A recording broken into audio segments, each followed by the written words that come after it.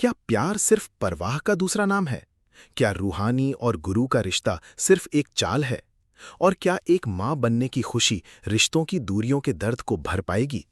ये सवाल हमें दंगल टीवी पर प्रसारित होने वाले इश्क जुनूनी के इस ताज़ा एपिसोड को देखने पर मजबूर कर देते हैं, जो भावनाओं, धोखे और अनिश्चितताओं का एक ऐसा जाल बुनता है कि दर्शक दांतों तले उंगली दबाने को मजबूर हो जाते हैं।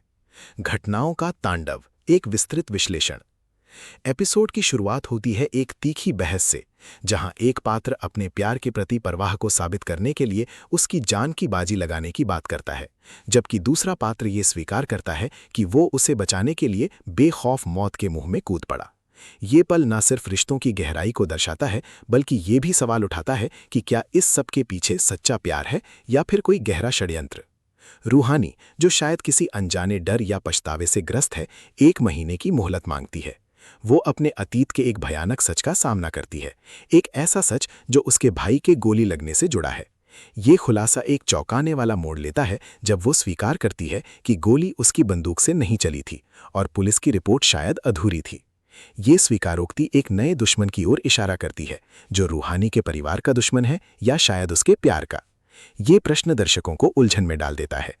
वहीं आईवीएफ प्रक्रिया का सफल होना एक तरफ जहां जसलीन के लिए मां बनने की खुशी लाता है, वहीं दूसरी ओर गुरु और रूहानी के बीच की दूरी का दर्द भी गहराता है।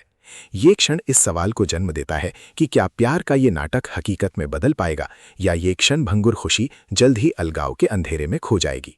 यहाँ प्यार का नाटक शब्द एक गहरा संदेह पैदा करता है, जो आने वाले ट्विस्ट्स की ओर इशारा करता है। एक गुप्त पेन ड्राइव जिसमें सीसीटीवी फुटेज है, कहानी में एक नया आयाम जोड़ता है। ये फुटेज, जो शायद हाई कोर्ट में शिकायत दर्ज कराने में मदद करेगा, रूहानी के परिवार के दुश्मन और उसके प्यार के बीच की रेखा को धुंधला कर देता है। ये दर्शकों को सोचने पर मजबूर करता है कि क्या ये सब एक बड़ी चाल का हिस्सा है। दादी का फैसला, जो जसलीन को कलंक कहकर घर से निकालने की बात करती है, कहानी में एक और भावनात्मक भूकंप लाता है। उनका अपरिवर्तनीय रुख, जो मेरे पोते का नहीं हो सका वो मेरा कभी नहीं हो सकता के इर्द गिर्द घूमता है, रूहानी के लिए एक बड़ी चुनौती पेश करता है। दादी द्वारा जहर देना और फिर सफाई का मौका न देना रिश्तों में क्रूरता और न्याय की विडंबना को उजागर करता है। प्रतिक्रिया और विश्लेषण। इस एपिसोड में भावनाओं का सैलाब देखने को मिलता है। प्यार, धोखे, पछतावा और उम्मीदें, सब कुछ एक साथ बुना गया है। गुरु की तरकीब और रूहानी के दिमाग का इस्तेमाल दर्शकों को ये सोचने पर मजबूर करता है कि क्या वे वास्तव में एक दूसरे से प्यार करते हैं, या वे सिर्फ अपने लक्ष्यों को प्राप्त करने के लिए एक दूसरे का इस्तेमाल कर रहे हैं।